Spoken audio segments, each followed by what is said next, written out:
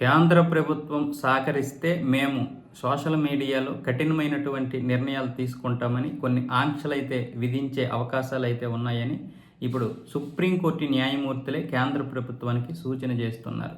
రణవీర్ అలహాబాదియా చేసినటువంటి వ్యాఖ్యలు ఇప్పుడు మొత్తం దేశాన్ని కుదిపేశాయి.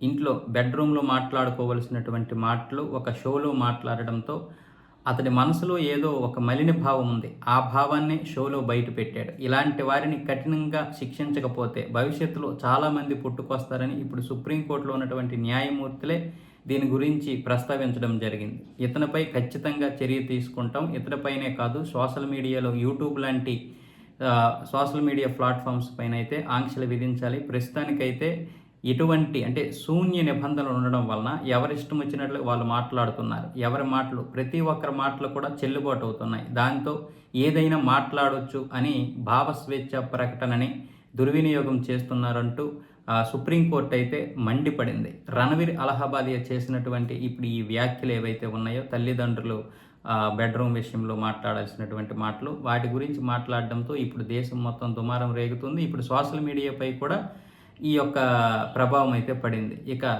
యూట్యూబ్ గురించి ఎటువంటి ఆంక్షలు తీసుకొస్తుందో చూడాలి.